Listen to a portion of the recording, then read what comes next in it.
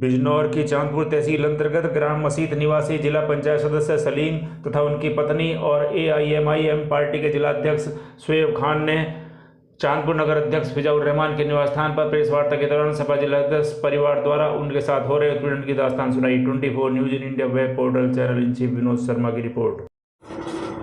आपका नाम? मेरा नाम शुएब खान है। ऑल इंडिया मजलिस में आपके पास क्या पद है?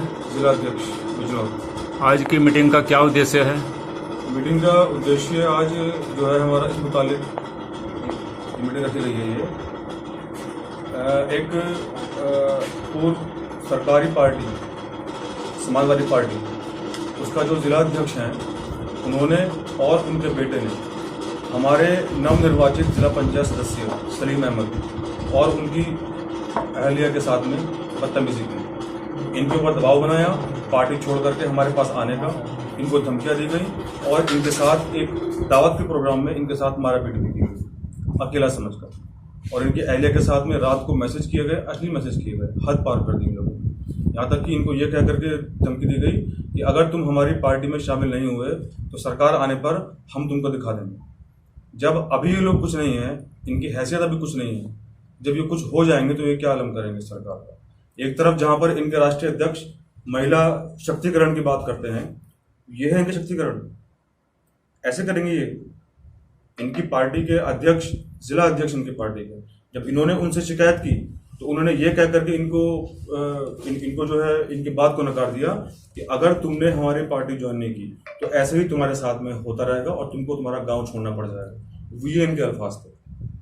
मैं आप लोगों के माध्यम से और मैं जितने भी लोग इस मीडिया के जरिए से हमारी बात सुनेंगे, मैं उन सब लोगों के माध्यम से मैं बात उन लोगों से चाहता हूं पूछना कि क्या आप एक ऐसी सरकार चाहेंगे जिसकी वजह से हमारी जो लेडी है ये हमारी घर संभालने वाली नारी है। ऐसा हुआ इनके साथ में कि इनको अपना घर छोड़ करके यहाँ आना पड़ा हमारे साथ, वरना इनका कोई मकसद नहीं था। इनको सिर्फ यहाँ पर इसलिए आना पड़ा क्योंकि ये उस दिन के बाद से बहुत टेंशन वाली बात ही। अचानक से ये बैठी हुई घर में खाना बना रही हैं, अचानक से किसी का मैसेज आएगा इनके पास में, इनके फोन में कि आप क्या कर रहे हैं। पूरी फोटो कॉपी हमारे पास है मैसेज की। इन्होंने पूछा कि कौन हो आप, किससे बात करनी है आपको, कि आप इससे बात करनी है हमको, इस तरीके के मैसेज। और कुछ मैसेज तो उन लोगों ने डिलीट भी कर दिए। आपने पुलिस को तहरीर दी इस मामले की? पुलिस को तहरीर कल ही हमारे जो सलीम भाई हैं उनको देकर के आए। सलीम भाई बात बताइए। जी, मैं मोहम्मद सलीम जलीलपुर वार्ड नंबर 28 से जिला पंचायत सदस्य चुना गया हूं। और ये वाकया उस दौरान का है जब हमें वोट देने के लिए हमारे पास मनदीप जी चरणजीत के लिए वोट लेने आए थे और उन्होंने हमसे ये बात रखी थी कि सभी फैमिली को, हम सदस्य के सभी फैमिली को ले जाकर हम एक सेफ जगह रखेंगे। तो हमने उनकी बात पर विश्वास करके मैं अपनी फैमिली को लेकर उनके साथ चला गया। वहाँ हमें रखा, हमें जब वोट डालने आए वोट भी डाल दिया। वोट डालने के बाद जब वह हार गया कुछ वोटों से तो मैं और मेरी वाइफ उनके घर गए उनसे मिलने के लिए। उन्होंने वहाँ उनकी वाइफ ने नंबर एक्सचेंज करे और नंबर एक्सचेंज करने के बाद जब राशिद हुसैन मुझसे जिस दिन शपथ है उस दिन मिले और उन्होंने मुझसे कहा कि सलीम, अब वोट तो आपने सपा को दे दिया है, आप एक काम करें, सपा को ज्वाइन कर लीजिए।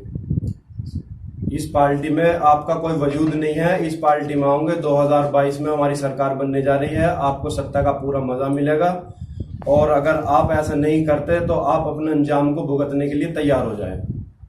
मैंने उनसे बोला 2022 में आपकी सरकार बनेगी तो देखा जाएगा तब की तब, मगर अब मेरा कोई विचार नहीं है, मैं अपनी पार्टी के लिए ही काम करूंगा और इसी पार्टी के नाम से मैं जीता हूं। मेरा काम आप लोगों का वोट डालना था, मैंने वोट डाल दिया। आपसे आपका और मेरा रास्ता अलग है। उसके बाद वे बोले ठीक है चले जाओ। मैं घर आ गया। उनका लड़का है नवेद, उन्होंने अपने लड़के से मेरी वाइफ का नंबर लेकर चरणजीत कौर से, जो उन्होंने रिकॉर्डिंग में उनके लड़के ने खुद स्वीकार करा है कि मैंने नंबर चरणजीत कौर के मोबाइल से लिया है, उन्होंने अश्लील मैसेज करने शुरू कर दिए जिससे ये घबराकर पार्टी ज्वाइन कर ले और इसकी बदनामगी कर दें हम। जब ये शिकायत मेरी वाइफ ने मुझे मैसेज दिखाए तो मुझे बहुत गुस्सा आया और मैंने वह स्क्रीनशॉट जैसे लिया, उसने एकदम तुरंत डिलीट मार दिए और मेरी वाइफ ने वो उसका नंबर जो है ब्लॉक कर दिया। इनका मैडम का क्या नाम है? सुल्ताना परवीन। इनसे आपका क्या संबंध है? ये मेरी वाइफ है। अब आप इसमें क्या चाहते हैं? मैं ये चाहता हूँ कि जिस तरीके से अब आगे किस विश्वास पे 2022 में या फिर आगे चल के किस उम्मीद पे सपा को वोट देंगे हम, कि हम अपनी फैमिली की रुसवाई करने के लिए, बेइज्जती करने के लिए, उन अश्लील मैसेज भेजने के लिए उनके साथ जाएंगे? ये जब मैसेज उन्होंने भेज दिए, मैंने उनकी शिकायत राशिद जी से करी। मैंने राशिद जी, आपका लड़का ऐसे ऐसे मेरे फैमिली को जो है अश्लील मैसेज भेज रहा है और मेरे पास उसकी स्क्रीनशॉट भी है। तो उन्होंने मुझे जवाब दिया, जब तुम हमारी बात मानने रहे तो हम तुम्हारी कैसे मान ले?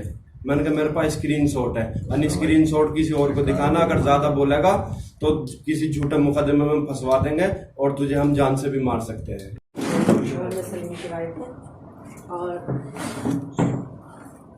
और हम लोगों को वोट के लिए वहाँ पे ले जाया गया था। ले गए थे सपा के सारे लोग हैं, समाजवादी पार्टी के चरणजीत कौर जो है, तो ये हम लोग को वहाँ इस आश्वासन से ले गए थे कि हमें वहाँ सेफ्टी से रखेंगे, यहाँ हमारे साथ कोई वो नहीं होगा, आप हम हमारा आश्वासन रखें, वहाँ कोई प्रॉब्लम नहीं होगी। इन्होंने ये बोला था कि वहाँ पर और भी फैमिलीज़ हैं, तभी हम एग्री हुए थे कि चलो हम भी, जब ये हमें इतना फोर्स भी कर रहा है और कह रहा है कि वहाँ पर हमें कोई प्रॉब्लम नहीं होगी, तो मैं भी अपने हस्बैंड के साथ वहाँ पर चली गई थी।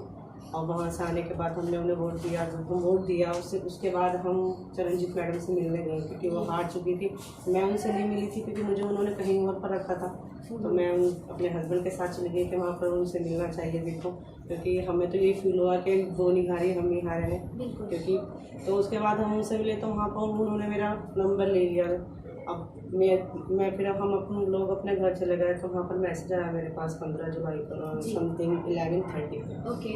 तो फोटो था एक हम मतलब दावत थी हमारी, जो हमारे कैंडिडेट हैं, तो उनके यहाँ हम गए थे। तो चरणजीत कौर मैडम भी है और भी कैंडिडेट हैं, तो हमारा वो फोटो था। तो मुझे लगा शायद वो किसी कैंडिडेट का ही होगा, वो कांटेक्ट करना चाह रही होंगी जैसे।